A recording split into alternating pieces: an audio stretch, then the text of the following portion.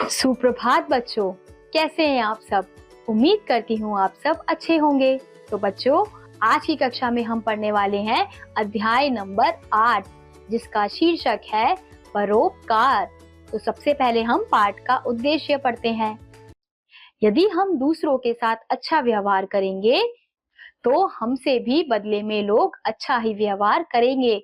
अगर कोई थोड़ा सा भी बुरा बर्ताव करे तो हमें बहुत ठेस लगती है, इसलिए सदा दूसरों से अच्छा ही व्यवहार करें। तो इस कहानी में हम देखेंगे कि हमें कैसे दूसरों के साथ अच्छे से व्यवहार करना चाहिए, क्योंकि अगर हम दूसरों के साथ अच्छा व्यवहार करेंगे तो दूसरे भी हमारे साथ वैसा ही अच्छा व्यवहार करेंगे।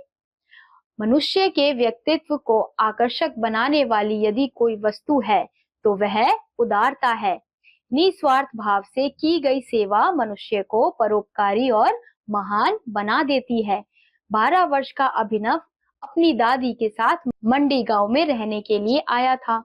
उसके माता पिता बचपन में ही गुजर गए थे। वे दोनों गांव के बड़े साहूकार के पास पहुंचे। साहूकार अपनी कुर्सी पर ही विश्राम अवस्था में सो रहा था। दादी और पोते यानी कि अभिनव ने साहूकार को प्रणाम किया। दादी ने कहा, सेठ जी, हम दूसरे गांव से आए हैं, अब आप ही के गांव में रहना चाहते हैं। यदि आप हमें सिर छिपाने की जगह दे दे तो बदले में हम आपके घर का काम कर दिया करेंगे। साहूकार ने मन ही मन सोचा, बिना दाम के मजदूर मिल रहे हैं, इन्हें क्यों छोड़ा जाए। वह झट से मान गया। उसने घर के पीछे ही उन्हें रहने की जगह दे दी। दादी ने साहूकार से पूछा, सेठ जी, इसका किराया कितना लगेगा। साहूकार ने झट से बताया, मेरे घर में 4 बैल और 4 गायें हैं, उन सबको चराना होगा। उनके गोबर को पाथकर उपले बनाने होंगे और उन उपलों को बेचकर जो पैसे मिले मुझे देने होंगे, वही आपका किराया होगा। दादी और पोते ने साहूकार की शर्त मान ली। तो हमने देखा कि एक लड़का है जिसके माता पिता नहीं है और वो अपनी दादी के साथ रहता है।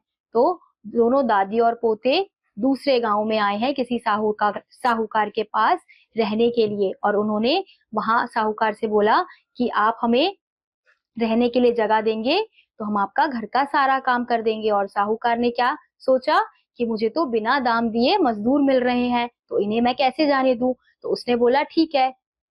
वो झटपट मान गया और उसने अपने घर के पीछे एक उन्हें कमरा दिया। और दादी ने फिर पूछा कि इसका किराया क्या है। तो उसने किराए के बदले क्या बोला कि मेरी 4 बैल 4 गायें हैं, उनको चराना है और उनके गोबर से उपले बनाने हैं, बस यही है आपका किराया। फिर उसी दिन से दादी तो साहूकार के घर का काम करने लगी और पोते ने गांव में ही कोई काम ढूंढ लिया। उनका जीवन चलने लगा। एक दिन की बात है, साहूकार के दरवाजे पर फटे हाल एक भिखारी आकर भीख मांगने लगा। साहूकार ऊंची आवाज में बोला, चलो चलो आगे बढ़ो, मेरे पास कुछ नहीं है। वह भिखारी घूमकर पिछवाड़े की ओर आ गया। दादी को उस पर दया आ गई। घर में जो खाना बना हुआ रखा था वह उसने भिखारी को खिला दिया।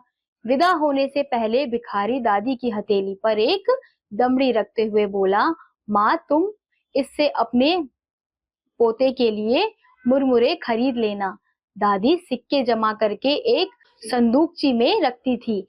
उस दमड़ी को भी संदूकची में रख दिया। वह सोच में थी कि आज अपने पोते को क्या खिलाएगी। तभी उसका पोता खेत से आया। वह भूखा था। दादी ने पोते को सारी बातें बताई और कहा, संदूकची में से दमड़ी लेकर कुछ खरीद ला। पोते ने जैसे ही संदूकची खोली, सोने की चमक से सारी झोपड़ी जगमगा उठी। उन्होंने सोना बेचकर एक सुंदर मकान बनवाया, खेती के लिए जमीन खरीदी, गाय बैल खरीदे, नए नए वस्त्र और गहने खरीदे। धीरे धीरे पोता बड़ा होकर धनी किसान बन गया। दादी पोते की समृद्धि देखकर साहूकार सोचा करता, काश मैंने उस भिखारी को ना भगाया होता। एक दिन वही भिखारी साहूकार के द्वार पर आया जिसे उसने भगा दिया था। वह दौड़कर घर के बाहर आया और भिखारी को सम्मान के साथ घर के अंदर ले गया। इसके बाद थाली में 56 भोग कई तरह के व्यंजन सजाकर उसके सामने ले आया। मुस्कुराते हुए भिखारी ने छक कर भोजन किया। जाते समय वह साहूकार को भी एक दमड़ी दे गया। दमड़ी हाथ में आते ही साहूकार की खुशी का ठिकाना ना रहा। उसने दमड़ी को बड़े जतन से तिजोरी में रखकर ताला लगा दिया। उस रात तो साहूकार को नींद ही नहीं आई। वह बार बार अपने बिस्तर में से उठता और तिजोरी को देखकर फिर से जाकर लेट जाता। सारी रात उठते बैठते जागते हुए बीती। पौ फटते ही साहूकार तिजोरी खोलने आया। सोना मिलने की खुशी में उसने अपनी आंखें बंद कर ली थी। वह सोच रहा था कि उसकी पूरी तिजोरी जगमग कर रही होगी, लेकिन यह क्या हुआ? तो बिल्कुल उल्टा। उसकी तिजोरी में रखा हुआ धन कोयला बन चुका था। साहूकार समझ गया कि यह सब करने का फल है। दादी ने निस्वार्थ भाव से भिखारी को भोजन कराया था, इसलिए उन्हें वैसा ही फल मिला। उसने लालच में आकर भिखारी को भोजन दिया था, सो ऐसा फल मिला। इसके बाद से साहूकार का व्यवहार हमेशा के लिए बदल गया। दादी और पोते ने उसे अनजाने में अच्छा सबक सिखा दिया था। तो हमने इस कहानी में देखा कि किस प्रकार से एक साहूकार के द्वार पे आया तो उसने उसे डांट कर भगा दिया, लेकिन दादी ने उसे चुपके से जब खाना खिलाया निस्वार्थ होके, तो उसने उन्हें जो सिक्का दिया था तो दादी ने उसे अपने संदूक में रख दिया था और उनके पास क्या हो गया था? बहुत सारा सोना आ गया था, क्योंकि उन्होंने निस्वार्थ होके उसे खाना खिलाया था, उसकी मदद की थी।